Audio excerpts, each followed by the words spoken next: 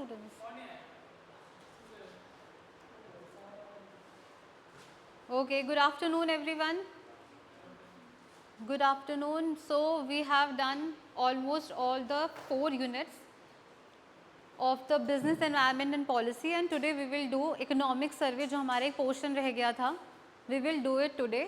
Economic survey आज हम लोग करेंगे प्लस चाइना वर्सेस इंडिया के बीच में जो कंपैरिजन इकोनॉमिक कंपैरिजन वो आज हम लोग कवर करेंगे. तो इकोनॉमिक सर्वे से स्टार्ट करते हैं. इकोनॉमिक सर्वे है हमारी फर्स्ट. इकोनॉमिक सर्वे में हम लोग पढ़ते हैं what is an economic survey. First of all so economic survey first of all है क्या. Economic survey do you know कि हमारा बजट आता है हर साल. मैंने तुम लोगों को बजट कराया था, याद है? बजट कराया था. बजट हमारा हर साल आता है, ईयरली आता है, इन द फरवरी मंथ आता है. तो उससे पहले हमारे पास एक डॉक्यूमेंट आता है तैयार होके. This is what we known as economic survey. Economic survey के नाम से हम उसको जानते हैं. This is an annual document presented by the government. Of course it is also presented by the government ahead of the union budget. Like budget से पहले ये प्रिपेयर किया जाता है, प्रेजेंट किया जाता है to review the state of the economy. Like how are economy is right now. Like budget. अच्छा, बजट किसके लिए होता है? बजट हम लोग फॉर नेक्स्ट ईयर, बजट हम लोग प्रिपेयर करते हैं फॉर नेक्स्ट ईयर. बट जो इकोनॉमिक सर्वे है this is for the previous year. Like पूरे साल में जो हमारा पूरा फिस्कल ईयर था वो कैसा उसमें हमारी इकोनॉमी ने परफॉर्म किया. This is what economic survey show. It is prepared by the. अभी इसको कौन प्रिपेयर करता है? It is prepared by the economic division of the Department of Economic Affairs in the Ministry of Finance under the supervision of the Chief Economic Advisor. Chief Economic Advisor के under में इसको हम लोग ये जो पूरा का पूरा है ये बना जाता है. करंटली हमारा जो चीफ इकोनॉमिक एडवाइज़र है वो कौन है? इट इज़ वी अनंत नागेश्वरन, जो कि करंटली हमारे हेड हैं, चीफ इकोनॉमिक एडवाइज़र हैं. ठीक है, जिनके अंडर में ये बना है. Now it is tabled in both houses. Of course ये पार्लियामेंट के दोनों हाउसेज में इसको प्रेजेंट किया जाता है by the union finance minister. इसको कौन प्रेजेंट कर रहा है? इसको फाइनेंस मिनिस्टर प्रेजेंट कर रहा है, जैसे कि बजट वो प्रेजेंट करती है. इसका हिस्टोरिकल कॉन्टेक्स्ट बहुत इंपॉर्टेंट है. It was first presented in 1950 to 51. पहली बार ये आया था 50 to 51 के अंदर. Initially it was a part of the budget document. Like previously बहुत पहले इसको बजट का ही एक पार्ट बना के प्रेजेंट किया जाता था. But later on after 1964 it became a separate volume. इसको एक अलग से एक पूरा का पूरा वॉल्यूम, उसका पूरा एक एक पूरा पूरा समरी बना करके, पूरे हाइलाइट्स बना करके इसको प्रेजेंट किया जाता है इन द पार्लियामेंट. और ये क्या रिप्रेजेंट करता है? It represent the economy state. हमारी इकोनॉमिक स्टेट कैसी है, how it performed in the previous year. ठीक है.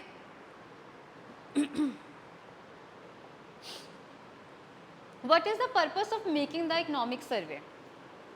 इसको क्यों बनाया जा रहा है? तो first of all to review the developments in the Indian economy over the previous 12 months. तो पिछले 12 महीनों में जो भी हमारे इंडियन इकोनॉमी ने डेवलपमेंट देखी हैं, जितना भी डेवलपमेंट इन्होंने पूरा देखा होगा, पूरा किया होगा, ये हम इसमें रिव्यू करते हैं. रिव्यू बोथ होता है, बोथ साइड होता है. लाइक इसमें पॉजिटिव इम्पैक्ट भी देखे जाते हैं, नेगेटिव भी देखे जाते हैं. लाइक दोनों चीज़ें इसमें देखी जाती हैं. Then second is to summarise the performance on major development programme. Major programmes हमारे डेवलपमेंटल प्रोग्राम्स बनाए गए हैं बाय द गवर्नमेंट. ये गवर्नमेंट प्रोग्राम्स, हमारे जो डेवलपमेंटल प्रोग्राम्स है, कैसा परफॉर्म कर रहे हैं इन द इकोनॉमी, इनका भी मेजरमेंट किया जाता है. सारी परफॉर्मेंस का मेजरमेंट होता है, कितना कैसे परफॉर्म किया, कितना परसेंटेज है इनकी, अभी परफॉर्मेंस कैसी है. Third is to highlight the policy initiatives of the government. Now, because of the economic survey or because of the previous economic state हमारी जैसी भी रही है, उनके बेसिस पे पॉलिसी इनिशिएटिव्स क्या लिए गए bye the government. Policy initiatives भी तो लिए जाते हैं ना. पॉलिसी में क्या इनिशिएटिव्स लिए गए हैं? लाइक पॉलिसीज टू टाइप्स की होती हैं, monetary and physical policy. Beside this industrial policy is also made by the government. तो उन सारी पॉलिसी इनिशिएटिव्स में क्या क्या इनिशिएटिव लिए गए हैं बाय द गवर्नमेंट, ये भी हम लोग इसी से लाइक इकोनॉमिक सर्वे के अंदर ये चीज़ें भी इसमें मेंशन करी जाती है. Next is to analyse the economic trends, to analyse the economic trends and provide an outlook for the coming year. Like आगे आने वाले साल में क्या चीज़ कैसा रहेगी, पूरी इकोनॉमी कैसी रहेगी, and previously how our economy trends कैसी ट्रेंड करी पुराने टाइम में, लाइक हमारे प्रीवियस ईयर में हमारी इकोनॉमी ने कैसा ट्रेंड किया, पॉजिटिवली किया, नेगेटिवली किया, कैसा किया. देन अपने नेक्स्ट ईयर के लिए, कमिंग ईयर के लिए हमारा क्या पर्सपेक्टिव रहेगा, क्या आउटलुक रहेगा. उसमें हम लोग हो सकते हैं कोई टारगेट लेके चले कि ये हमारा टारगेट रहेगा, प्रीवियसली टारगेट्स को हम लोग कितना अचीव कर पाए, एक्सेट्रा. ये सारा पर्पस होता है इन एन इकोनॉमिक सर्वे जो कि गवर्नमेंट डिसाइड करती है. ठीक है,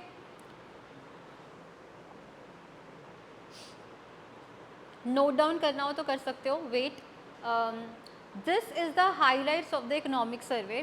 और मैं जितनी भी चीज़ें यहाँ पे कराऊंगी ये अभी की 2024, ये जो है हमारी इकोनॉमिक सर्वे, ये 2024 का हाईलाइट्स हैं जो इस साल रिलीज़ किए गए थे इकोनॉमिक सर्वे. उसकी मैं हाईलाइट्स तुम लोगों को बताने वाली हूँ कि कैसे इस पर बनाया जाता है, अभी की हाईलाइट्स क्या हैं.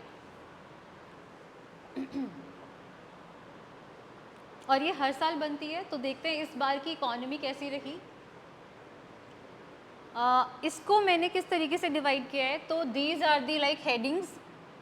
जितनी भी अभी स्लाइड्स आएंगी ये हमारी हेडिंग्स रहेंगी. इन हेडिंग्स के अंदर इकोनॉमिक सर्वे का कुछ डेटा गिवन होगा कि इसमें इस पूरे हेडिंग्स के अंदर कैसा परफॉर्मेंस रही है हमारी इंडियन इकोनॉमी की. ठीक है, वो इसमें मेंशन है. तो first is state of the economy, like पूरी इकोनॉमी एज एन ओवरऑल क्या रहा उसके अंदर. तो ये मैंने तुम्हें प्रीवियसली भी कुछ ना कुछ लाइक कुछ हद तक मैंने तुम्हें इसकी मोस्टली चीज़ें बताई गई हैं और वो तुम्हें इसमें रिपीटेड भी दिखेंगी, तो वो इकोनॉमिक सर्वे का भी पार्ट है. फॉर एग्जाम्पल रियल जीडीपी, तो जीडीपी मैंने तुम्हें बताई थी इस साल की कितनी रही है वो. India's real GDP grew by 8.2%, ये वाला बार बार आया है. इन फिस्कल ईयर 24 इंडियन इकोनॉमी की जो रियल जीडीपी है वो 8.2% से इम्प्रूव हुई है, इंक्रीज हुई है, surpassing the 8% mark in the 3 out of 4 quarters. एक साल में 4 क्वार्टर्स होते हैं, 4 क्वार्टर्स में से 3 क्वार्टर्स में मोस्टली हम लोग अब अबव 8% मार्क हम लोगों ने क्रॉस किया है. तो रियल जीडीपी हमारी 8%, मोर देन 8% ही रही है अभी तक.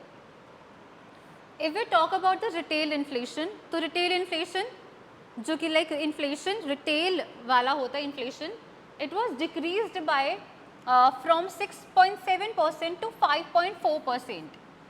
और ये प्रीवियस ईयर से लिया गया है. लाइक प्रीवियस ईयर से कंपेयर करें तो हम लोगों का जो रिटेल इन्फ्लेशन है that was decreased from 6.7% to 5.4%. ठीक है, इस साल. तो बेसिकली अगर देखा जाए तो इन्फ्लेशन इज़ ऑल्सो रिड्यूस्ड, और ये मैंने तुम्हें मॉनेटरी पॉलिसी के टाइम पे भी इन्फ्लेशन दिखाया भी था. Then current account deficit, current account deficit के अंदर हमारी इम्प्रूवमेंट हुई है. Like we improved to 0.7% of GDP in fiscal year 24 from 2% in fiscal year 23. तो जहां हमारा करंट अकाउंट डेफिसिट 2% था in previous year fiscal year, अब हमारा है 0.7%. तो कितना ज़्यादा हम लोगों ने अकाउंट डेफिसिट के अंदर लाइक रिड्यूस करा है. देन और ये सारा जो डेटा है it was given in the economic सर्वे. कुछ भी तुम्हें उसके बियॉन्ड नहीं मिलेगा, सारा इकोनॉमिक सर्वे का पार्ट है. Then tax revenue, how much tax revenue collected by the government. तो डायरेक्ट टैक्सेस का कंट्रीब्यूशन रहा है 55% of the total tax revenue. Direct taxes का जो डायरेक्ट टैक्स है हमारे, जैसे कि personal tax and corporate tax, तो 55% है डायरेक्ट टैक्स का contribution, with indirect taxes making up the remaining 45%. तो you can see like income tax वगैरह उनका कंट्रीब्यूशन है 55% एंड द इनडायरेक्ट टैक्सेस का कंट्रीब्यूशन रहा है 45%. तो टैक्स रेवेन्यू हमारी गवर्नमेंट के पास सफिशिएंटली जनरेट हो रहा है. देन कैपिटल स्पेंडिंग, अब हमारी जो गवर्नमेंट है वो कैपिटल स्पेंडिंग कितना कर रही है. This is for the long term spending, long term capital investment जो कि हमारी गवर्नमेंट कर रही है फॉर द इंडियन इकोनॉमी. तो the government progressively increased capital expenditure and provided free food grains to 81.4 crore people. तो ये अभी का है जिसके अंदर हमारी गवर्नमेंट ने फ्री फूड ग्रेन्स भी प्रोवाइड करे हैं टू 81.4 करोड़ पीपल के लिए. और अगर तुम लोग खुद भी देखोगे तो कैपिटल स्पेंडिंग गवर्नमेंट ने बहुत ज़्यादा इंक्रीज़ करी है. वो तुम किस टर्म में देख सकते हो, to investing like in roads building, infrastructure building, जितनी भी पब्लिक हॉस्पिटल्स हैं इनके अंदर स्पेंडिंग. तो ये सारा लॉन्ग टर्म स्पेंड जो कैपिटल स्पेंडिंग हो रही है गवर्नमेंट ने बहुत ज़्यादा इंक्रीज़ करा है in comparison to previous years. So this was about the state of the economy, how our economy is right now. Then the second point is, और ये सारा तुम्हें मैंने almost पढ़ाया हुआ है, कहाँ गया हमारा,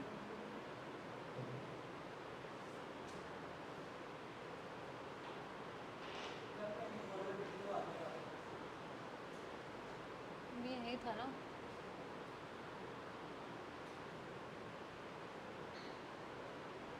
Okay, so monetary policy if you see, मैंने तुम्हें, अच्छा ये है कौन सा topic, monetary management and financial intermediation. तो this topic, this heading is about monetary policy. Monetary management कैसी की गई है बाय द आरबीआई और बाय द गवर्नमेंट. तो मॉनिटरी मैनेजमेंट में अगर तुम लोग देखोगे तो मॉनिटरी पॉलिसी तो throughout the year, throughout the fiscal year repo rate के अंदर कोई चेंजेस नहीं किए गए हैं. तो repo rate was steady, policy repo rate 6.5% ही रहा पूरे फिस्कल ईयर 24 के अंदर. Consequently core inflation also declined bye around 4%, जो मैंने तुम्हें दिखाया भी था कि कोर इन्फ्लेशन हमारा डिक्लाइन हुआ है by around 4% from April 22 to June 2024. तो core inflation has also increased. Then credit growth, if you see the credit growth अगर तुम लोग देखोगे तो क्रेडिट ग्रोथ क्या है, कितना क्रेडिट प्रोवाइड किया जा रहा है by the commercial banks and other financial institutions to the general public, और to the general public also, to the corporates also. तो credit dispersal by the scheduled commercial banks reached rupees 164.3 lakh crore. तो इतना credit दिया जा रहा है by the scheduled commercial banks, growing by 20.2% by March 2024. तो 20.2% से इसने इंक्रीज़ किया है, इतना क्रेडिट हम लोगों ने इंक्रीज़ किया है टू प्रोवाइड लोगों को. तो क्रेडिट में ग्रोथ आई है, और जितना ज़्यादा तुम लोग क्रेडिट प्रोवाइड करोगे लोगों को उतना ज़्यादा डेवलपमेंट भी होगा, उतना ज़्यादा कैपिटल फॉर्मेशन भी होगा. तो this is Y credit growth होनी चाहिए. नाउ द बैंकिंग सेक्टर की अगर हम बात करें तो gross and net non performing asset, जो कि हमारे लिए इंपॉर्टेंट होता है कि वो रिड्यूस हो. Non net performing asset are at multi year lows and bank asset quality has also improved. तो gross non net performing asset में भी कमी आई है, वो तुम्हें यहाँ से दिखेगा. कितनी कमी आई है, 2.8% से रेशो जो है वो डिक्लाइन हुआ है in March 24, a 12 year low. Like पूरे 12 सालों में, अभी तक के 12 सालों में सबसे कम हमें ग्रॉस नॉन परफॉर्मिंग एसेट हम लोगों को देखने को मिले हैं. और ये आरबीआई की लेटेस्ट रिपोर्ट थी, स्टेबिलिटी रिपोर्ट जिसका नाम दिया गया है, इन जून 2024, जिसमें एसेट क्वालिटी हमारी जो थी स्केड्यूल्ड कमर्शियल बैंक्स की वो इम्प्रूव हुई है. तो asset quality must be improved, वो तो होना भी चाहिए कि हमारी बैंक्स की एसेट क्वालिटी इंप्रूव हो रही है या नहीं हो रही है. प्लस हमारी रेशो जो है ग्रॉस नॉन परफॉर्मिंग एसेट वो भी कम हुए हैं. Next is capital market. अब कैपिटल मार्केट की बात करें, this is for the money market. Capital market की अगर बात करें तो that means the stock market वगैरह. तो primary capital market, primary market कौन सी होती है, प्राइमरी मार्केट कौन सी होती है, जहाँ पे फर्स्ट टाइम हम लोग इशू करते हैं, डैट मीन्स द आईपीओ वगैरह. तो न्यू इशू मार्केट भी इसको बोला जाता है. Primary capital market facilitated capital formation of rupees 10.9 lakh crore. इतना लाइक कैपिटल जनरेट किया है by only the primary capital market in the India. Approximately 29% of the gross fixed capital formation. You know कि पूरे इंडिया का फिक्स्ड कैपिटल फॉर्मेशन भी calculate किया जाता है। तो अभी का अगर देखें तो 29% सिर्फ और सिर्फ जनरेट हो रहा है प्राइवेट कैपिटल मार्केट से of the gross fixed capital formation of private and public corporates in fiscal year 23। तो उसका अगर देखें तो 29% है जो कि जनरेट हुआ है प्राइमरी कैपिटल मार्केट से only. Then insurance and micro finance, अब इंश्योरेंस में कितना इंक्रीज आया, तो India is poised to become one of the fastest growing insurance market and has the second largest micro finance sector globally. पूरे global like internationally अगर देखें तो India को हमारा अभी second largest micro finance sector बन चुका है, second largest. And India is poised to become one of the fastest growing insurance market also. Insurance में भी हमारे यहाँ पे बहुत ज़्यादा प्रोग्रेसिव इम्प्रूवमेंट आया है, ठीक है। तो माइक्रो फाइनेंस के पर्सपेक्टिव से देखा जाए तो it is also increasing and insurance wise भी।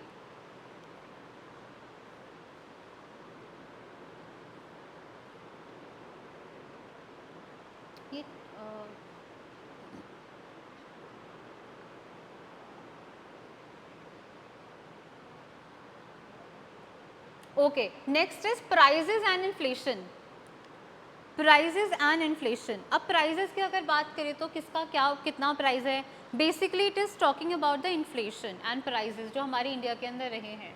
तो इन्फ्लेशन ट्रेंड अगर तुम देखोगे तो ये मैंने तुम्हें इन्फ्लेशन के टाइम में जो मैंने तुम्हें पूरा वो दिखाया था, इसका पूरा ग्राफ दिखाया था, उसमें मैंने तुम्हें दिखाया था कि इन्फ्लेशन कितना कितना इंक्रीज़ हुआ है, कितना कम रहा है इस बार। तो 29 states and union territories recorded inflation below 6% in fiscal year 24। तो इन्फ्लेशन फ़िलहाल तो कम है, फिस्कल ईयर 24 में हमारा 29 स्टेट और यूनियन टेरिटरीज का इन्फ्लेशन जो है वो बहुत कम दिखा है। कोर सर्विस इन्फ्लेशन अगर सिर्फ कोर सर्विस इन्फ्लेशन को अगर देखा जाए तो it is eased to a 9-year low in fiscal year 24। पूरे 9 सालों में सबसे कम रहा है इस बार का core service inflation. Then food inflation was a little more, अगर देखें तो वो हमारा इंक्रीज़ हुआ था जिसकी वजह से टोटल इन्फ्लेशन भी हमारे इस बार कंट्री में ज़्यादा रहा था। तो that was basically majorly because of food inflation. तो it was increase from 6.6% to 7.5%। तो किस में कम आया, तो core service inflation was reduced, but food inflation की अगर बात करी जाए तो वो इंक्रीज़ हुआ हमारा फ्रॉम 6.6% टू 7.5% तक हम लोग पहुंच चुके हैं। Then price cuts on LPG, petrol and diesel help in keeping retail fuel inflation relatively low. तो ये जो किया जाता है ना कि हम लोग चलो फ्यूल इन्फ्लेशन को कैसे लो रखना है, तो वो गवर्नमेंट क्या कर सकती है, इनके प्राइजेस में कट कर सकती है, इनके प्राइजेस को कम रख सकती है, जिससे कि वजह से फ्यूल इन्फ्लेशन हमारा कम रहे। तो प्राइस कट की वजह से इस बार का retail fuel inflation relatively low रहा in comparison to previous years. तो फ्यूचर प्रोजेक्शन की अगर बात करें तो फ्यूचर प्रोजेक्शन कितना रखा हुआ है, अब this is very important. Future projection रखा है RBI ने कि in recent years RBI forecast inflation to decline, जो कि अभी हमारा 5% तक चल रहा है, 4 बेसिकली वैसे तो 4% में ही है।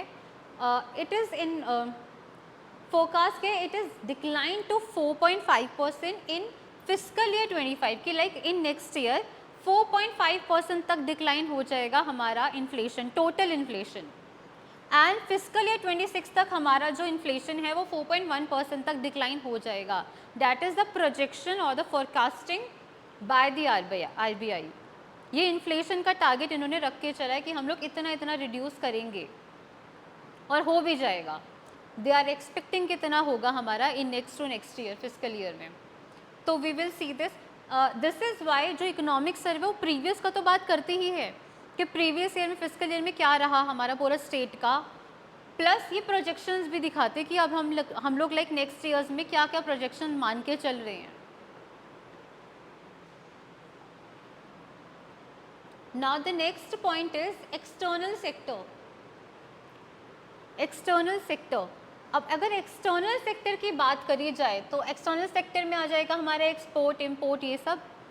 तो एक्सपोर्ट की we talk about India services export, ये तो मल्टीपल टाइम्स रिपीट हुआ है कि सर्विसेज एक्सपोर्ट हमारे हमेशा ज़्यादा रहे हैं इन कंपैरिजन टू हमारे जो बाकी वाले एक्सपोर्ट हैं, जो बैलेंस ऑफ ट्रेड है हमारा, वो भी हमारा उसमें सर्विसेज हमेशा पॉजिटिव रहा है in comparison to other export. तो India services export grew by 4.9% to $341.1 billion in fiscal year 24।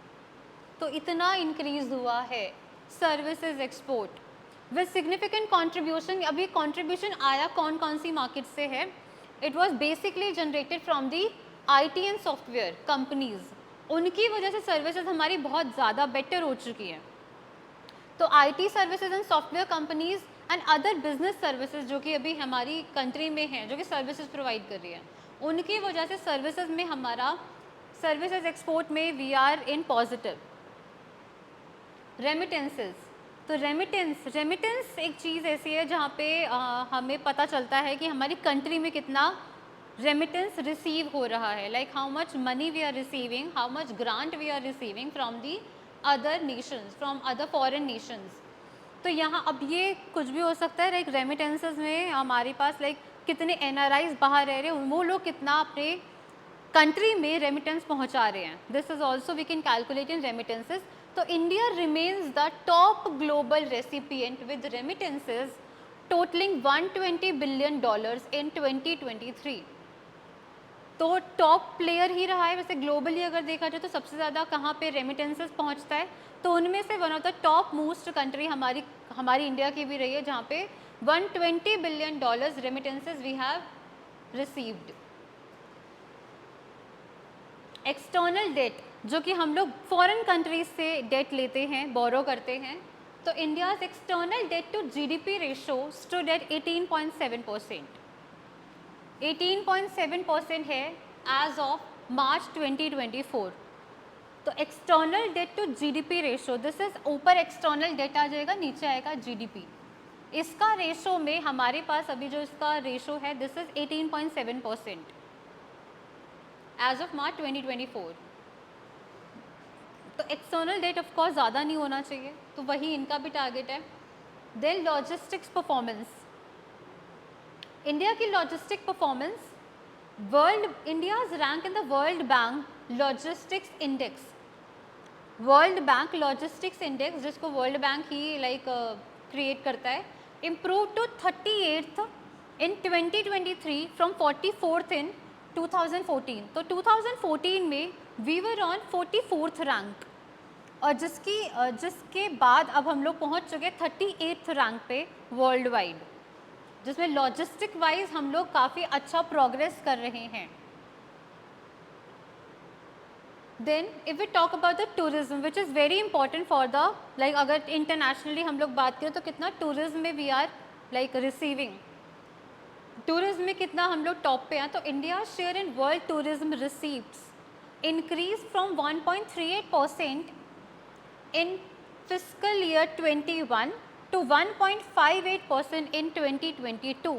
तो it is also increased 1.38% से we have reached to 1.58% in 2022. तो ऑफ कोर्स टूरिज्म रिसीप्ट भी हमारी कंट्री में कितनी रिसीव हो रही, that is also important. Economic survey में अभी 2022 का रिपोर्ट का लाइक हमारे पास डेटा है, ठीक है। Then this was about the external sector. इसका एक मेन समअप तुम अब लोग अपने पास लिख लेना, ये इंपॉर्टेंट रहेंगे डेटाज वगैरह। Then next heading is employment and skill development. Next point is employment and skill development. हमारी कंट्री में एम्प्लॉयमेंट एंड स्किल डेवलपमेंट कैसी है? तो unemployment rate of course it is a very challenging thing right now for our country, कि unemployment rate हमारे पास अभी ज़्यादा है, but somehow it is decline to 3.2% in 22 to 23। It is decline to 3.2%, ठीक है।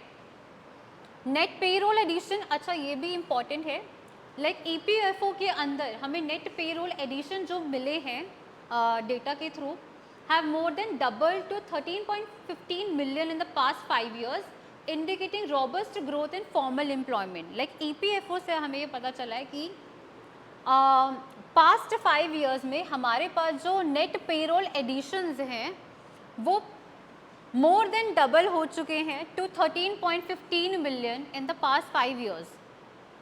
This is what is indicating, it is indicating that there is a robust growth in formal employment. जो formal employments होती हैं like हमारी जो government job like किसी की लगती है तो फॉर्मल एम्प्लॉयमेंट उससे हमें पता चला कि इनमें नेट पे रोल एडिशन कितना ज़्यादा इंक्रीज़ हो चुका है. Then youth unemployment, very important. Youth unemployment हमारा ऑफकोर्स अभी भी ज़्यादा है basically, but it was reduced 17.8% था 2017 टू 18 में, और ये 2022 टू 23 में हो चुका है 10%. तो it is drastically reduced, but अभी भी यूथ अनएम्प्लॉयमेंट एग्जिस्ट करता है हमारी कंट्री के अंदर. तो 17.8% था पहले, और then now it is 10% youth unemployment. If we talk about the female labour force participation, तो राइजिंग फॉर 6 कंसेक्यूटिव ईयर्स 37% है अभी हमारे पास करेंटली इसका डेटा. Female labour force participation it is rising, it is basically rising. जितने भी हमारे साल रहे हैं consecutively it is rising, but इसका जो करेंटली भी इसका जो रेट है वो है 37% currently. Then the gig economy. Gig economy में देखा जाए तो work force expected to reach 2.35 crore by 2029 to 30 तक. इसमें वर्कफोर्स जो है वो एक्सपेक्ट कर रहे हैं कि इतना रीच हो जाएगा 2.35 करोड़. यू नो ना what is gig economy? Gig economy पता है? जो टेम्पररी जॉब्स होती हैं like the people who seek to, हाँ वो भी उनको भी तुम कह सकते हो लाइक फ्रीलांसर्स वाली जितनी भी जॉब्स होती हैं, that is basically the gig economy, जिसमें हम लोग टेम्पररी टाइम के लिए कुछ किसी चीज़ में अपना वर्क करते हैं. दिस इज़, और इसमें वर्कफोर्स बोला जा रहा है कि 2.35 करोड़ तक इंक्रीज़ हो जाएगा 29 टू 30 तक. और गिग इकोनॉमी भी हमारे लिए इम्पॉर्टेंट है, ठीक है.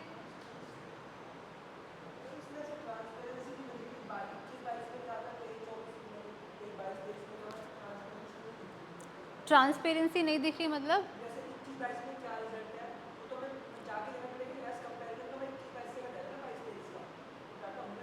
हमारे ये जो है ना ये 23 टू 24 का है ये. अब तो जो फिस्कल ईयर चल रहा है वो 24 टू 25 है ना, तो ये 23 टू 24 से पहले से कंपेयर करके अब की बात करी जा रही है. लेकिन जिसका डेटा तुम्हारे पास 23 टू 24 का नहीं है उसके लिए तुम क्या बोलोगे? तो पुराने डेटा पे ही तो जाओगे ना. नहीं हुआ होगा ना, हाँ इस वजह से. और वैसे भी अभी तक हमारे इंडिया के अंदर सेंसस नहीं हो पाया है, तो मेजरली जो डेटा हमारा कलेक्ट होता है वो सेंसस से ही होता है, तो उसकी वजह से भी हमारे पास डेटा भी है नहीं. देन इंडस्ट्री में स्मॉल एंड मीडियम मैटर्स, ये उनका टैगलाइन था कि इस बार इकोनॉमिक सर्वे में बोला गया था इंडस्ट्री हमारे लिए, स्मॉल एंड मीडियम हमारे लिए लाइक मेजरली इम्पॉर्टेंट रहेगी. तो इंडस्ट्रियल ग्रोथ अगर देखी जाए तो economic growth of 8.2% in fiscal year 24 is supported by, अगर हम लोग बात करें कि रियल जीडीपी हमारी 8.2% से इंक्रीज़ हुई है, तो उसमें मेजर कंट्रीब्यूशन किसका रहा होगा? Of course it was majorly contributed by the industrial growth. Industrial growth हमारी रही थी 9.5%, जिसकी वजह से रियल जीडीपी में भी हमारे हम लोगों को बहुत पॉजिटिव इम्पैक्ट देखने को मिला था 8.2% in fiscal year 24. Then pharmaceutical and clothing sectors. India's pharmaceutical market in the world's third largest by volume. India का फार्मास्यूटिकल मार्केट जो है वो पूरे वर्ल्ड का थर्ड लार्जेस्ट है by volume, valued at $50 billion. It is the second largest clothing manufacturer globally with textile and apparel exports reaching 2.97 lakh crore in fiscal year 24. तो you can C pharmaceutical market हमारा third largest है पूरे world में by volume से अगर उसको compare किया जाए तो 50 बिलियन इसका वैल्यू है अभी राइट नाउ। और जो क्लोथिंग मैन्युफैक्चरर है, it is second largest clothing manufacturer globally with textile and apparel export हमारा इसका इंक्रीज हो चुका है 2.97 lakh crore in fiscal year 24। Then electronics manufacturing, ये हमारा उसमें भी आया था अभी लास्ट टाइम भी। India's electronics sector accounts for an estimated 3.7% of the global market share. तो इंडिया का इकलौता अभी इलेक्ट्रॉनिक्स सेक्टर जिसने एस्टिमेट किया 3.7% of the global market share का पूरा 3.7%। तो डोमेस्टिक प्रोडक्शन इंक्रीज कितना हुआ हमारा, it is increase to 8.22 lakh crore with exports rising to 1.9 lakh crore in fiscal year 23। तो डोमेस्टिक प्रोडक्शन भी हमारा इसमें इंक्रीज हुआ है 8.22 लाख करोड़ से, और इसमें एक्सपोर्ट भी हमारे राइज हो रहे हैं। So this is what basically electronics manufacturing like increase हो रहा है। फार्मास्यूटिकल, ये इसमें उनकी बात की गई कि कौन सा सेक्टर ऐसा है जो कि काफ़ी अच्छे लेवल पे ग्रो कर पा रहा है, ठीक है। और जो मेन चीज़ है वो है इंडस्ट्रियल ग्रोथ, देखो 9.5% से इंक्रीज़ हुई है, जिसका मेजर इम्पैक्ट पड़ा है रियल जीडीपी के ऊपर, जो कि इंक्रीज़ कितनी हुई है 8.2%।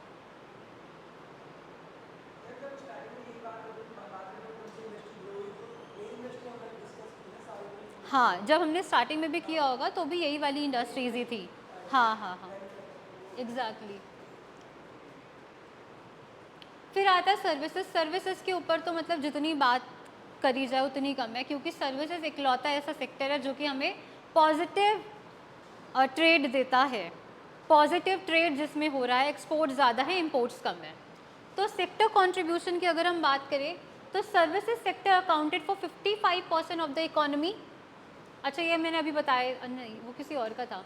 तो the services sector accounted for 55% of the economy in fiscal year 24 and grew by 7.6% during the year. पूरे साल में 7.6% से इंक्रीज़ हुआ है, और इसी का जो पूरा सेक्टर अकाउंट करता है वो 55% है। लाइक पूरे 100% में से सर्विसेज सेक्टर इकलौता जो कि जिसके पास मेजर शेयर है 55% का, 55% है इसके पास। देन डिजिटल सर्विसेज, अब सर्विसेज में भी हमारे पास काफ़ी सारी चीज़ें आ गई। कौन कौन सी सर्विसेज है जिसमें वी आर लाइक इम्प्रूविंग, तो first of course it is digital services because of like UPI वगैरह ये सब। India share in global digitally delivered services exports increase to 6.6% in 23। Globally, India's services export constituted to 4.4% of the world's commercial services exports in 2022। अभी 2022 का data है जिसके अंदर India services export में constitute किया गया था कि 4.4% है हमारे India services exports of the world commercial services export के अंदर, and accounted for 44% of India's total exports in fiscal year 24। तो पूरे टोटल एक्सपोर्ट में 44% सिर्फ और सिर्फ सर्विसेज एक्सपोर्ट्स हो रही थी। और मेजरली अगर बात करी जाए तो डिजिटल सर्विसेज का काफ़ी बड़ा रोल रहेगा सर्विसेज के अंदर सिर्फ। देन एविएशन, अब जो ये जो हमारी सर्विसेज होती हैं एयरलाइन सर्विसेज, इसके अंदर भी 15% year on year basis increase आया है in total air passengers in fiscal year 2024। तो 2024 के अंदर 15% इंक्रीज़ हुआ टोटल एयर पैसेंजर्स में सिर्फ। तो इसका मतलब है हमारे यहाँ की एयरलाइंस जो सर्विसेज है वो भी इम्प्रूव हो रही है, वो भी अच्छी हो रही है। Then e commerce, very important, this is तो very very important. E commerce जिसकी वजह से हमारा पूरा का पूरा बेस तुम कह सकते हो आज के टाइम पे पूरा का पूरा सर्विसेज का बेस इसी से है। ई कॉमर्स पूरे इंडिया में भी हो रही है, इंटरनेशनली भी हो रही है। तो expected to cross $350 billion target हमारा अभी रहा, मतलब हम लोग एक्सपेक्ट कर रहे हैं कि $350 बिलियन को वी कैन क्रॉस बाय 2030। इतना ई कॉमर्स के, सिर्फ ई कॉमर्स की वजह से हम लोग इतना क्रॉस कर सकते हैं। ई कॉमर्स में तुम्हारे पास सारे ग्लोबल जाइंट्स आ जाएंगे, सारे अमेज़ॉन, मिंत्रा, ये सब, जहाँ से भी तुम लोग ई कॉमर्स फैसिलिटीज़ प्रोवाइड हो रही हैं। देन स्टार्टअप्स में increase from around 2000 in 2014 to approximately 31,000 in 2023।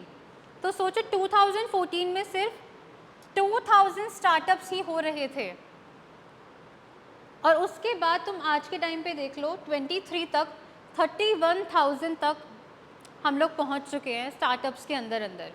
और स्टार्टअप्स में मैंने तुम्हें उसमें बताया था इंडस्ट्री पॉलिसी के अंदर कि स्टार्टअप्स राइज होने में किसका मेजर फैक्टर है, इंडस्ट्रियल पॉलिसी में बताया था मैंने तुम लोगों को कि स्टार्टअप्स क्यों राइज हो रहे हैं।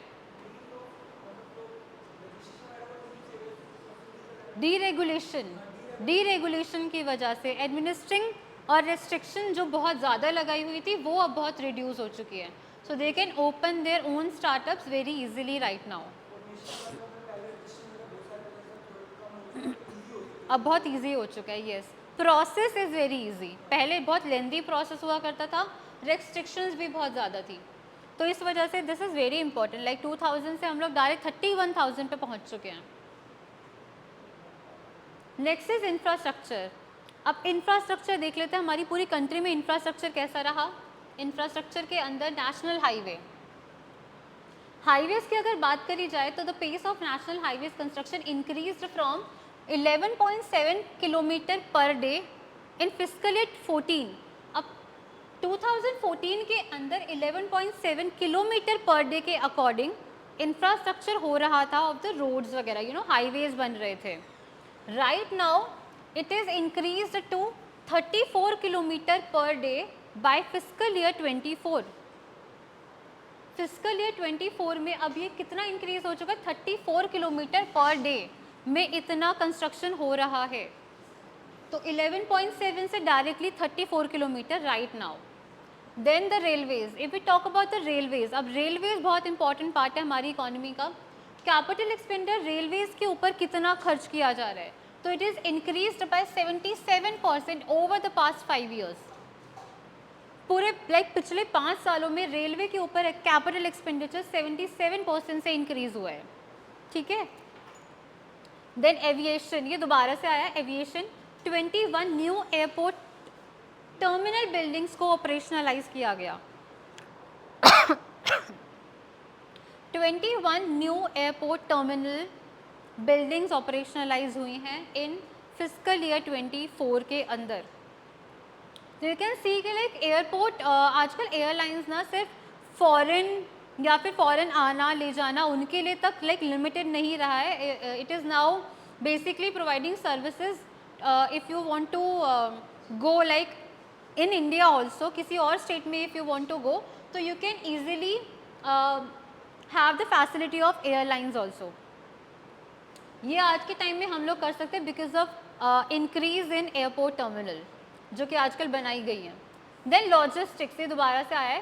Rank in the international shipments category के अंदर ये हम लोग इम्प्रूव हुए 22nd इन 23 टू 44th इन 2000, ये गलत लिख दिया शायद, 2014 था हमारा,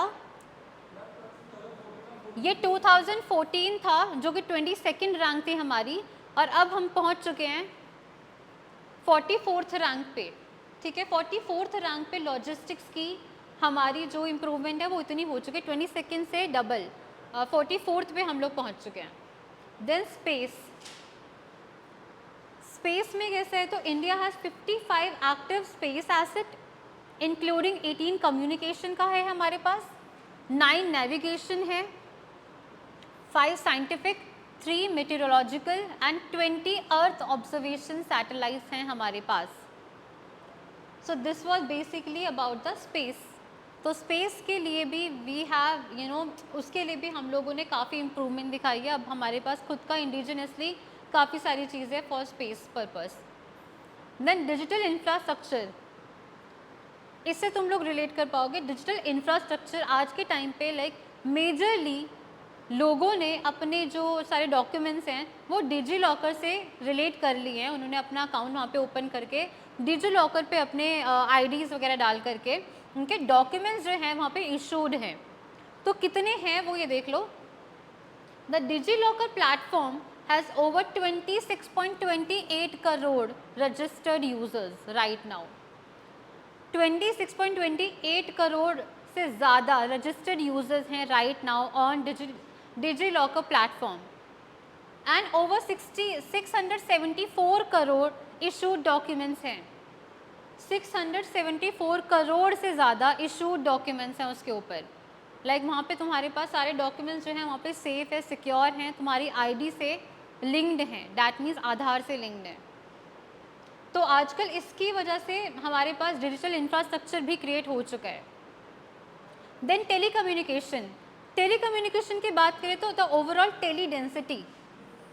टेली डेंसिटी का मतलब क्या होता है? Number of telephones per 100 population. 100 population में नंबर ऑफ टेलीफोन्स कितने हैं? तो in India it is basically increased from 75.2% in March 2014 to 85.7% in March 2024. But still ये बहुत कम है अभी. लाइक टेली डेंसिटी अगर देखा जाए तो 100 पॉपुलेशन में नंबर ऑफ टेलीफोन्स 85.7% है, यानी कि सबके पास टेलीफोन की अवेलेबिलिटी नहीं है. तो अभी और ये मेजरली जो इम्पैक्ट रहा होगा वो रूरल एरियाज़ की वजह से रहा होगा. The internet density. ये इंटरनेट डेंसिटी है तो इंटरनेट कितना है बाकी जगह पे? तो it is also increase to 68.2% in March 2024. तो इंटरनेट ऑफकोर्स वो तो उससे कम ही होना चाहिए, उससे तो कम ही है. तो 68.2% है इन मार्च 2024 इंटरनेट डेंसिटी. तो internet is still low. Tele density is somehow it is fine 85.7%. ठीक है. तो ये था हमारा इंफ्रास्ट्रक्चर. इंफ्रास्ट्रक्चर वाइज हमने कितनी ग्रोथ करी है, जो कि हम लोग बात करते हैं कि इंफ्रास्ट्रक्चर के ऊपर कितना फोकस कर रही है गवर्नमेंट. तो ये सब उनका एक तरीके से रिजल्ट है. This is the way to showing people कि हम लोगों ने कितना कितना कहाँ तक चीज़ों में इम्प्रूवमेंट कर ली है.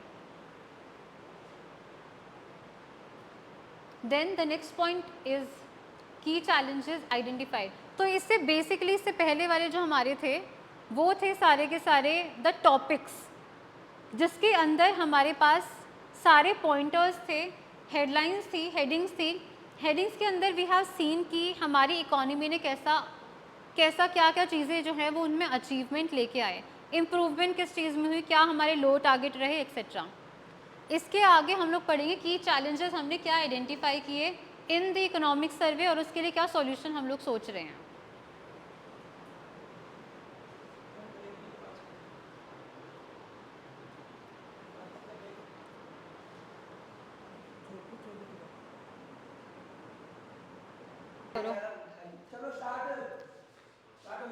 चलो की चैलेंजेस आइडेंटिफाई करते हैं हम लोग.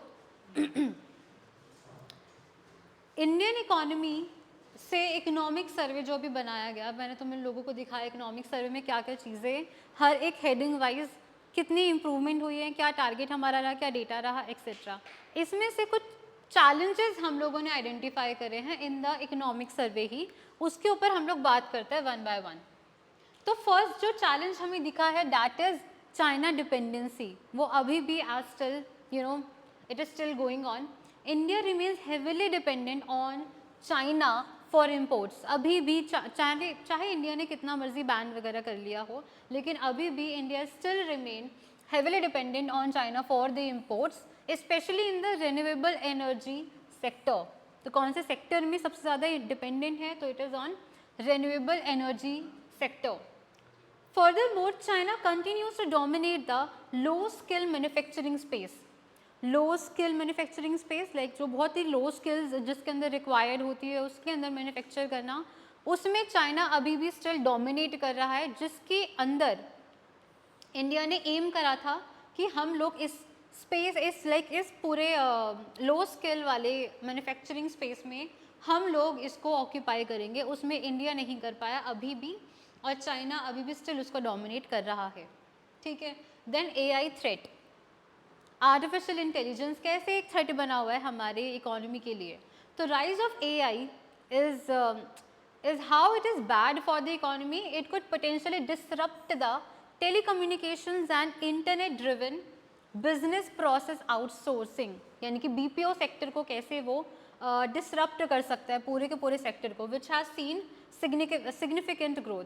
Of course sir BPO sector में तो सिग्निफिकेंट ग्रोथ आई है, लेकिन एआई से ऐसा हम लोग एक्सपेक्ट कर रहे हैं कि they can disrupt our whole telecommunications and internet driven sector. ठीक है, तो एआई एक थ्रेट बना हुआ है जिसके अगेंस्ट में हम लोग थोड़े से काउंटर चीज़ें सोच रहे हैं कि हम लोग क्या कर सकते हैं. ठीक है,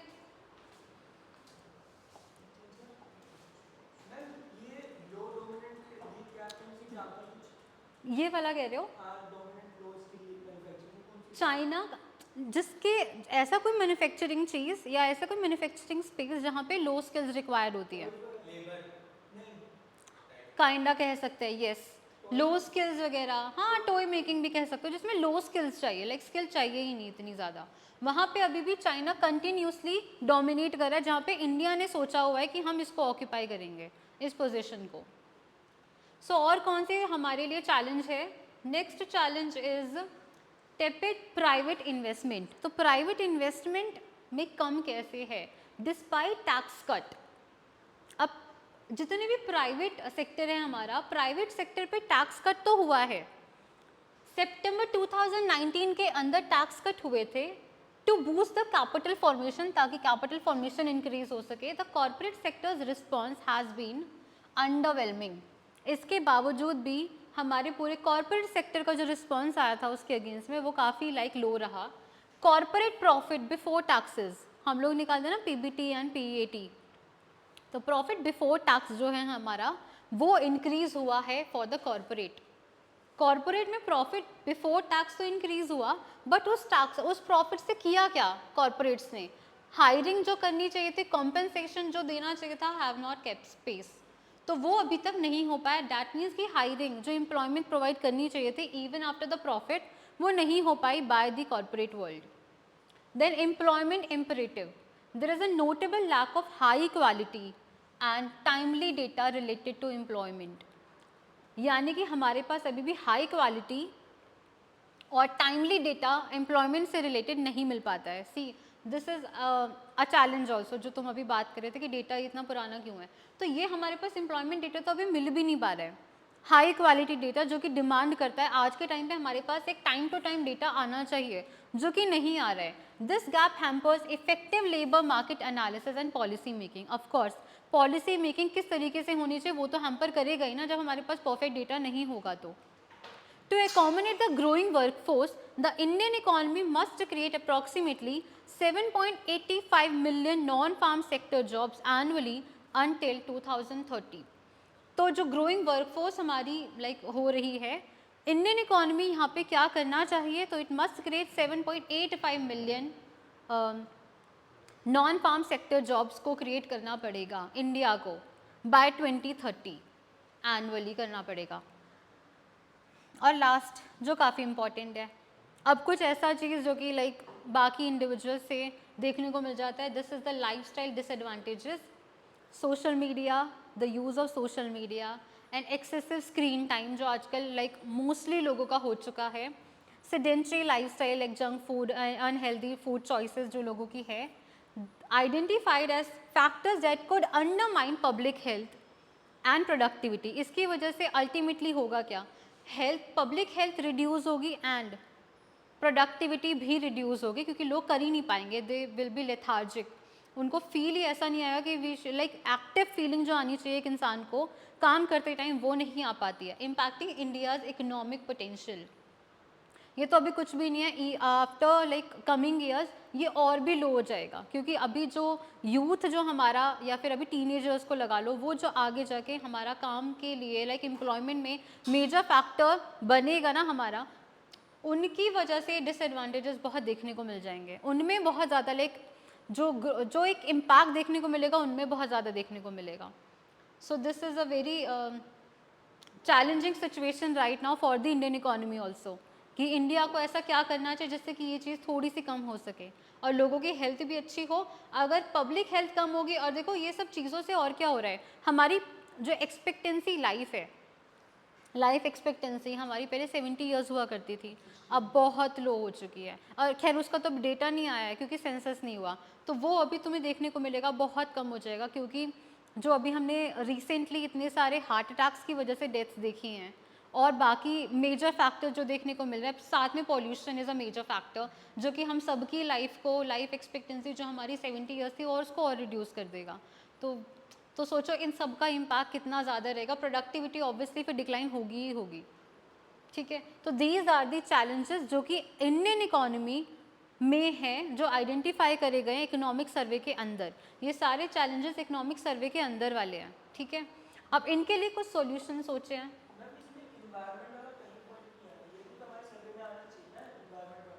एनवायरनमेंट वाला सर्वे का पॉइंट था, मैंने इसके अंदर नहीं इंक्लूड किया क्योंकि this was not related to your subject. तो आई थॉट कि जो मेजरली इंपॉर्टेंट तुम्हारे लिए रहेगा वो मैंने डाला है, वो पॉइंट मैंने नहीं डाला। If you want to see that also, वो तुम पूरे इकोनॉमिक सर्वे की PDF लेके उसमें से पढ़ सकते हो, पूरा पढ़ लेना। क्लाइमेट सेक्टर वगैरह सब कुछ इसमें मेंशन है। तो रेकमेंडेड सॉल्यूशन इसमें क्या, अब इकोनॉमिक सर्वे में ही क्या सॉल्यूशन दिए गए हैं। तो फर्स्ट सॉल्यूशन है job creation by the private sector. जो अभी हमने देखा कि प्राइवेट सेक्टर प्रॉफिट तो कमा रहा है लेकिन ग्रोथ नहीं दे रहा है इन जॉब्स। तो the survey emphasizes that it is in the interest of the corporate sector which is currently experiencing excess profit to take on a more active role in job creation. की solution क्या हो सकता है कि जो हमारा private sector है वो उस प्रॉफिट से, उस एक्सेस प्रॉफिट से जॉब क्रिएशन भी करे, जो कि अभी बहुत इंपॉर्टेंट है to reduce the youth unemployment.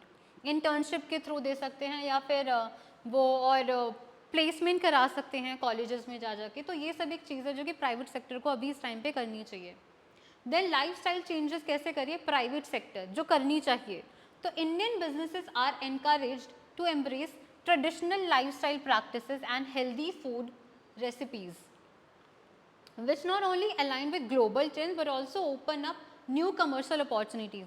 अब ये अच्छी चीज़ है कि ये कमर्शियल अपॉर्चुनिटीज़ भी बन रही है। हेल्दी, हमारे पास अनहेल्दी तो बहुत कुछ चीज़ें हैं, बहुत ऑप्शन में है। हेल्दी के लिए आजकल क्या है, तो वो नहीं है, तो उसके लिए कमर्शियल अपॉर्चुनिटीज़ हमारे पास है। You can start your own business for that कि लोग उसकी तरफ भी इंक्लाइंड हों, उनको अवेयरनेस एक तो की जाए कि इन सब चीज़ों से तुम्हारे साथ क्या गलत हो रहा है, प्लस इस चीज़ को ना करके दूसरी चीज़ को करके तुम्हें क्या बेनिफिट्स प्रोवाइड होंगे इन फ्यूचर। तो ये कमर्शियल अपॉर्चुनिटीज़ भी बन गया और इसमें इंडियन बिजनेसेस को इनकरेज किया जा रहा है। That is a very good thing. और ये सब चीज़ें हम लोग अपने कॉलेज पार्ट में भी कर सकते हैं, अपने जहाँ पे हम लोग वर्क कर रहे हैं वर्क एनवायरनमेंट में भी इस चीज़ को इम्प्लाई कर सकते हैं। Then revitalising the farm sector. Farm sector is very important. उसको हम कैसे रिवाइटलाइज कर सकते हैं, तो the survey suggest focusing on improving agricultural practices and policies. This include, इसके अंदर क्या क्या किस किस चीज़ के ऊपर हम लोग इंक्लूड करेंगे, value addition, boosting farmers income and creating opportunities in food processing and exports. तो रिवाइटलाइज कैसे किया जा सकता है, जो भी चैलेंजेस हमने देखे इन मैन्युफैक्चरिंग एंड सर्विसेज, तो ये सर्वे सजेस्ट करते हैं कि हम लोग एग्रीकल्चरल प्रैक्टिसेस एंड पॉलिसीज़ में थोड़ा फोकस कर सकते हैं। By how, by increasing the value addition, boosting the farmers income को थोड़ा सा इसमें इम्प्रूवमेंट ली जाए, उसमें थोड़ा ग्रोथ करें। अपॉर्चुनिटीज़ क्रिएट कर सकते हैं इन फूड प्रोसेसिंग, फूड को प्रोसेस करना, फूड को फिर बेचना, उसको स्टोर करना, that is also important, and export. फिर रादर अल्टीमेटली हम लोग क्या करेंगे, उसको एक्सपोर्ट कर सकते हैं। तो इसमें कैसे पूरा प्रोसेस बता दिया गया है कि कैसे हम लोग इसमें इम्प्रूवमेंट कर सकते हैं। और भी कुछ हमारे इसमें है सॉल्यूशन। और सॉल्यूशन क्या है recommended, next removing regulatory bottleneck. अभी हमने जितना भी इंडस्ट्रियल पॉलिसीज़ में देखा, हर किसी में बात की गई थी डीरेगुलेशन की, वो अभी भी स्टिल कंटिन्यूड है, वो अभी भी कंटिन्यू है, वो उसी के ऊपर फिर बात कर रहे हैं। It advocates to reduce the regulatory burden on businesses specially for MSMEs के लिए, और रिड्यूस किया जाए, स्ट्रीमलाइनिंग लाइसेंसिंग की जाए, इंस्पेक्शन किया जाए, and compliance requirements is crucial. ये चीज़ों को इम्पॉर्टेंट रखो, लेकिन जो बाकी रेस्ट्रिक्शंस हैं उसमें कमी लेके आओ, रेगुलेशंस को कम करो, रेस्ट्रिक्शंस को कम किया जाए, स्पेशली फॉर MSMEs। ये अभी भी हमेशा जब भी बात करते हैं तो मेनली MSMEs के ऊपर ही करते हैं। Administrative strengthening, instead of large scale reform, जो कि लार्ज स्केल रिफॉर्म ही होते हैं, the survey calls for strengthening state capacity to support and accelerate India's progress through effective implementation and management, जो कि ऑब्वियसली ये सारी चीज़ें तभी हो सकती है जब इफ़ेक्टिवली मैनेज हो। तो इसमें वही फिर बात की गई है कि हम लोग कैसे इंडिया की प्रोग्रेस हो सकती है थ्रू इफेक्टिव इम्प्लीमेंटेशन। एक तो जो चीज़ बना रहे हो उसको प्रॉपरली इम्प्लीमेंट करो, प्लस उसकी मैनेजमेंट अच्छे से हो, लाइक उसमें की चैलेंजेस आइडेंटिफाई करते रहो, फिर उसको सॉल्यूशंस निकालो एंड देन फीडबैक वगैरह, ये सब एक पूरा एक प्रोसेस को फॉलो करो। तो ये चीज़ सारी इंपॉर्टेंट है, ये तभी होगा जब इम्प्लीमेंटेशन सही हो। पॉलिसीज़ तो हर कोई बना लेता है, लेकिन इम्प्लीमेंट सही तरीके से एग्जीक्यूट नहीं हो पाती है। That is we need to think about, तभी ये सॉल्यूशन के ऊपर रखा हुआ है। So this was all the economic survey recent year 2024। इसमें से क्वेश्चन बिल्कुल आएगा इकोनॉमिक सर्वे के ऊपर कि इकोनॉमिक सर्वे में क्या क्या इंडस्ट्रीज़ के ऊपर बात की गई है, क्या उन्होंने सोचा है इंडस्ट्रीज़ से रिलेटेड, प्लस इकोनॉमिक सर्वे की मेजर चीज़ें तुम लोगों ने क्या क्या चीज़ फाइंड आउट करी है एक्सेट्रा। तो ये सब इकोनॉमिक सर्वे से रिलेटेड क्वेश्चन आ सकता है। अब नेक्स्ट मैंने इसके बाद रखा था चाइना एंड इंडिया का इकोनॉमिक कंपैरिजन, जो लास्ट हमारा टॉपिक बच गया था। चाइना और इंडिया काफ़ी इम्पॉर्टेंट है, इसके बीच में जो डिफरेंस हमें देखना है वो है इकोनॉमिक कंपैरिजन। दोनों के बीच में इकोनॉमिक कंपैरिजन क्या है, तो वो हम लोग देखते हैं। Next slide. इसके की डिफरेंसेस के ऊपर बात करते हैं। तो फर्स्ट डिफरेंस, दोनों एशियन कंट्रीज़ हैं, दोनों एशियन कंट्री हैं और दोनों की जो वैसे तो हम लोग बेसिकली इनके ऊपर बात करेंगे साइज़ एंड जीडीपी के ऊपर करते हैं पहले। की डिफरेंस जो है साइज़ एंड जीडीपी के ऊपर। तो साइज़ की अगर बात करें तो China with GDP of around 18 trillion dollars, China की जीडीपी जो है वो 18 ट्रिलियन डॉलर्स है एज ऑफ रीसेंट एस्टिमेट। अभी अप्रॉक्सीमेटली है, ठीक है, इसको बिल्कुल लिटरल सेंस में मत लेना, इतना भी है approximately. China is the second largest economy globally, ये तो सबको पता है। After the US China he second number पे आती है, top most second largest economy right now. It's economy is nearly 5 times larger than India in absolute terms. तो 5 गुना ज़्यादा, 5 टाइम्स मल्टीपल है अभी हमारी चाइना इंडिया से, एब्सोल्यूट टर्म्स में बात हो रही है। Then if we talk about India, तो इंडिया की जीडीपी कहाँ स्टैंड करती है, तो 3.5 ट्रिलियन डॉलर्स है approximately right now, making it the 5th largest economy in the world. तो India of course it is one of the like 5 major economies in the whole world आता है, that is a very good thing. लेकिन ये 5th largest economy है 3.5 trillion dollars के लिए। जैसे अभी हम लोग बात कर रहे थे कि हम लोग 5 ट्रिलियन डॉलर्स इकोनॉमी बनेंगे, वो टारगेट है जो सेट है। तो India's economy is growing rapidly and is expected to surpass Japan and Germany in the coming years. तो इंडिया को अभी एक्सपेक्ट किया जा रहा है कि वो जापान एंड जर्मनी को भी सरपास कर देंगे in coming years. Then if we talk about the growth rate, अब यहाँ पे तुम्हें कुछ अच्छा जानने को मिलेगा। ग्रोथ रेट की अगर बात करें तो China's growth has slowed over the past decade, मतलब पिछले 10 सालों में अगर तुम देखोगे तो चाइना की ग्रोथ में कमी आई है, स्लो हुआ है वो। From a manufacturing based economy to one that is more services and innovation oriented. पहले जो चाइना थी वो मेनली मैन्युफैक्चरिंग बेस्ड इकोनॉमी थी, राइट, वो तो सबको पता है। अब वो किसकी तरफ टूवर्ड जा रही है, किसकी तरफ इंक्लाइंड हो रही है, तो मोर services and innovation based oriented बनना चाह रही है वो, उसमें ज़्यादा थोड़ा पुश करे कि हम लोग वहाँ पे जाएं। Current growth rates are around 5% only. जो उनके यहाँ पे करंट ग्रोथ रेट्स है, जो जो रियल जीडीपी ग्रोथ रेट है, economy growth rate, that is around 5% down from the double digit growth seen in previous decades. जो तुम उसके प्रीवियस ईयर्स में देखोगे तो पहले उनका डबल डिजिट ही रहा है हमेशा ग्रोथ रेट, बट अब it is going down to 5% only right now. और तुम इंडिया की अगर बात करो तो इंडिया का कितना, अभी मैंने तुम्हें बताया इकोनॉमिक सर्वे में 8.2% था। ये इसमें अप्रॉक्सीमेटली लिखा हुआ है, अभी फिलहाल जो करंट है हमारे पास तो डेटा है ना, तो 8.2% है अभी, ठीक है। तो सोचो इनका अप्रॉक्सीमेटली वही 5 to 6% होगा, तो इससे हम लोग कितना आगे हैं। और हो सकता है हम लोग आने वाले सालों में डबल डिजिट पे भी पहुंच जाएं ग्रोथ रेट में। तो India has maintained a higher growth rate than China in recent years, often between this. India's younger population and relatively less mature economy give it potential for high growth in the coming decades. वही बात की गई है कि आने वाले सालों में और ज़्यादा हमारी इकॉनमी ग्रो कर सकती है। If we talk about the growth rate की टर्म्स में अगर हम लोग बात करें तो इस सेंस में अगर तुम देखो तो चाइना से बेटर है इंडिया राइट नाउ। अब चाइना का ग्रोथ रेट कम क्यों है? आई थिंक थोड़ा बहुत तो तुम लोगों को भी पता होगा चाइना की ग्रोथ रेट क्यों कम हो रही है। Because of ageing population. Ageing population जो उनका वन चाइल्ड पॉलिसी वाला था वो उनको थोड़ा बैकफायर कर रहा है राइट नाउ। उसकी वजह से एजिंग पॉपुलेशन बहुत ज़्यादा है, तो प्रोडक्टिविटी जो है ना उनकी वो बहुत स्लो डाउन हुई है। प्रोडक्टिव लोग हैं ही नहीं, तो उनके यहाँ पे काम करने वाले लाइक जो वर्कफोर्स होनी चाहिए वो कम है, और बाकी जो रिटायरमेंट वाली एज के लोग हैं वो बहुत ज़्यादा है। और हमारे पास तो यूथ पॉपुलेशन है ही, तो वी हैव मोर पॉपुलेशन, मोर इसको कह सकते हैं वॉलंटरी बेसिस पे जो हमारे पास एम्प्लॉयमेंट सीख कर रहे हैं वो बहुत ज़्यादा हैं in comparison to the jobs. तो जॉब्स कम है यहाँ पे और लोग बहुत ज़्यादा हैं, तो इसलिए इंडिया अभी थोड़ा अच्छा मेंटेन कर रहा है। I hope in coming years ये और अच्छा ग्रोथ करे।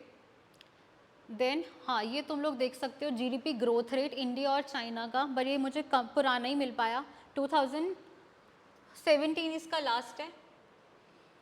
हाँ, तो तुम यहाँ से ये देख सकते हो 2000 टू 2010 वो जो पूरा डेकेड था, इसमें देखो चाइना डबल डिजिट पे 10.5% पे ग्रोथ रेट, और इंडिया का देखो कितना कम है 7.2%।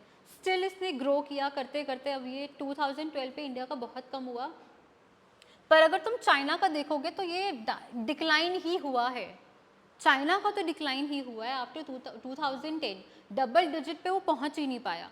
और इंडिया का थोड़ा फ्लक्चुएट हुआ है, और अभी तो अगर ये बात करें तो देखो पहले थोड़ा सा कम हुआ, इस साल ही कम हुआ है वैसे तो, उसके बाद ये इंक्रीज ही हुआ है। तो इंडिया ने ग्रोथ करी है अपने ग्रोथ रेट में, और चाइना का ग्रोथ रेट कम हुआ है। तो यहाँ पे अब 2024 में 8.2% है जीडीपी ग्रोथ रेट हमारी इंडिया का। सो यू कैन सी कि India is progressing, but in comparison to India China का स्लो डाउन हुआ है। अब वी विल सी कि वो कितने टाइम में इसको कवर अप कर पाता है। देन इकोनॉमिक स्ट्रक्चर की अगर बात करें तो चाइनाज इकोनॉमी को हिस्टोरिकली बोला जाता था वर्ल्ड्स फैक्ट्री, क्योंकि यहाँ पे सबसे ज़्यादा फैक्ट्री वाली चीज़ें प्रोड्यूस होती थी, राइट।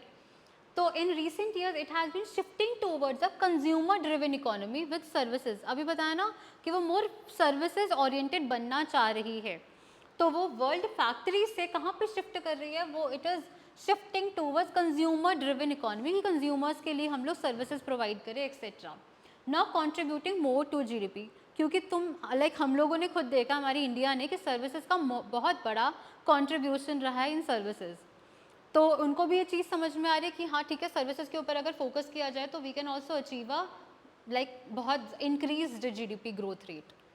इंडिया की अगर बात करें तो India is obviously more service oriented with services accounting for more 50%, इसका कितना था 55% था हमारा, 55% था हमारा हाँ सर्विस सेक्टर का। तो sectors like information technology, financial services, हमारी इंडिया के अंदर फाइनेंशियल सर्विसेज बहुत बड़े लेवल पे इंक्रीज हो चुके हैं अभी के टाइम में। अगर देखोगे तो IT sector is also improving, telecommunications are major contributors, ये बहुत बड़े कॉन्ट्रीब्यूटर्स रहे हैं। Manufacturing is less developed compare to China, but initiatives like make in India का एम ही था ना कि इसको बूस्ट करे। तो मैन्युफैक्चरिंग अभी भी इज़ लेस डेवलप्ड हमारी कंट्री के अंदर, बट मेक इन इंडिया थोड़ा सा पुश कर रहा है ताकि हमारी इंडिया का मैन्युफैक्चरिंग सेक्टर भी इम्प्रूव हो सके, जहाँ पे सिर्फ अभी चाइना ही एक्वायर करके रखा हुआ है, लाइक वो it is still dominating. Then demographics, अब यहाँ पे डेमोग्राफिक्स की बात करें तो वही सारी सेम चीज़ें। चाइना का एजिंग पॉपुलेशन बहुत ज़्यादा है because of one child policy, it's workforce is shrinking, putting pressure on economic growth and social welfare systems. Social welfare system like pensions देना, रिटायरमेंट एज के बाद बहुत कुछ चीज़ें हो जाती हैं, तो ये सब चीज़ें इनके लिए बहुत इंक्रीज है, एक्सपेंडिचर बहुत ज़्यादा हो चुका है, रेवेन्यू बहुत कम है। तो by 2030 nearly 25% of China's population will be over 60 years old. तो 25% चाइना की पॉपुलेशन तो खुद सोचो कितनी ज़्यादा है, उसका अगर 25% निकालेंगे तो वो 60 ईयर्स से बहुत ज़्यादा होगा। कितना है ये? 2030 से बोला है, by 2030। So that is why they are still promoting कि 2 चाइल्ड पॉलिसी हो, 3 चाइल्ड पॉलिसी, तो they are majorly pushing for that. तो India has one of the youngest population, अगर इन कंपैरिजन टू चाइना बात करें तो इसका मीडियन एज कितना आता है? 28। तो हमारी इंडिया के अंदर जो मीडियन एज है, एवरेज एज है, वो है 28 ईयर्स ओल्ड। तो this demographic dividend could support economic growth if employment opportunities. Of course ये 28 ईयर्स वाले लोग या फिर जो पूरा यूथ है हमारा, वो है तो बहुत अबंडेंस में, लेकिन इनका हम लोग प्रॉपर यूटिलाइजेशन तभी कर सकते हैं जब प्रॉपर इनको अपॉर्चुनिटीज़, जॉब अपॉर्चुनिटीज़ मिले, वो तभी लाइक पूरा कंप्लीट हो पाएगा। However high youth unemployment is a challenge, major challenge अभी हमारे पास वही है। इसके लिए कुछ तो करना पड़ेगा, तभी हम लोग थोड़ा और अच्छा इम्प्रूवमेंट लेके आ पाएंगे अपनी इंडिया के अंदर। Then next point, foreign direct investment. Foreign direct investment की अगर बात करें तो China has been one of the world's top FDI recipients. अगर इंडिया से कंपेयर किया जाए तो China one of the world top recipient है due to its strong manufacturing base. हर कोई कंपनी चाहेगी ना जहाँ पे उनको काफ़ी लो अमाउंट पे, चीपर अमाउंट पे मैन्युफैक्चरिंग बेस मिलेगा, वो वहीं पे जाके पसंद करेगी अपना मैन्युफैक्चरिंग करना। लार्ज मार्केट उसको मिल जाता है, इंफ्रास्ट्रक्चर बहुत ही अच्छा मिल जाता है। तो however recent policies focusing on economic self reliance, ये चाइना की बात हो रही है, उनका जो इकोनॉमिक पॉलिसीज़ है, they are majorly focusing on self reliance, कि हम लोग सेल्फ रिलायंस के ऊपर फोकस करें। And regulations line in tech sectors having slightly dampen investor sentiment. तो थोड़ा सा जो उन्होंने रिस्ट्रिक्शंस लगा दिए, इसकी वजह से इन्वेस्टर का जो एक ट्रस्ट था वो थोड़ा रिड्यूस हुआ है, इन्वेस्टमेंट कम हो गई है इसकी वजह से। और इंडिया में अगर तुम देखो तो India has been actively attracting FDI अगर तुम लोग देखोगे तो 1990 के बाद से, बल्कि 2000 के बाद से एफडीआई हमारी कंट्री में इंक्रीज ही हुआ है। तो specially in technology and service sectors के अंदर अब देख लो एफडीआई भी इन्हीं सेक्टर्स में बहुत ज़्यादा है, तभी ये अच्छे से ग्रो कर पा रही हैं। तो with liberalised policies and programs like digital India चलाया हमारी इंडिया के अंदर, स्टार्टअप इंडिया आया है जिसकी वजह से इन सब चीज़ों में भी ग्रो हुआ, while FDI is still lower than China. लेकिन ये सब होने के बावजूद कि अब ये इसका मेजर रीज़न तुम लोग खुद देखोगे कि हमारे यहाँ पे लिबरलाइजेशन ही बहुत लेट हुई। चाइना में तो बहुत पहले से हो रखा था ना, वो तो पूरी फुल एलपीजी पॉलिसीज़ वहाँ पे थी। तो एफडीआई इसकी वजह से अभी हमारा चाइना से थोड़ा कम है, but it has been steadily increasing. अगर कुछ रिसेंट ईयर्स थोड़ा रुकेंगे तो शायद ये सरपास भी कर दे चाइना को, but it is still low. Then innovation and technology, तो China has made massive strides in technology and innovation, particularly feel like artificial intelligence में तुम्हें वैसे इन सब चीज़ों का नाम मिल जाएगा कि रोबोट वगैरह बहुत ज़्यादा लाइक बनाए जाते हैं चाइना में, क्योंकि ऑफ कोर्स उनके पास वर्किंग पॉपुलेशन है ही नहीं, so they are majorly dependent on robots also.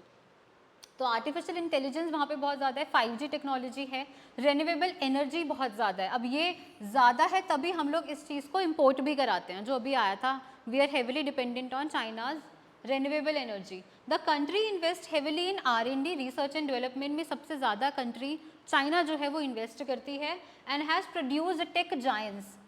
अब इनके यहाँ पे तुम्हें टेक जायंट्स मिल जाएंगे, हुआवे, टेंसेंट एंड अलीबाबा, ये काफ़ी like major dominating tech giants है चाइना के, अगर तुम लोग मेजरली देखोगे तो। अच्छा, टेंसेंट का ही वो PUBG था, हुआवे का तुम्हें लैपटॉप मिल जाएगा, अलीबाबा का हाँ लॉजिस्टिक्स में बहुत अच्छा है। देन इंडिया की अगर बात करें तो इंडिया फिर again tech industry is service driven with companies like Tata consultancy services, Infosys हो गया, विप्रो हो गया, being major players in like. हम लोग इनोवेशन की एंड टेक्नोलॉजी की बात करें तो टाटा कंसल्टेंसी सर्विसेज, इन्फोसिस, विप्रो, ये सबसे ज़्यादा टॉप पे रहते ही हैं। These are the major players.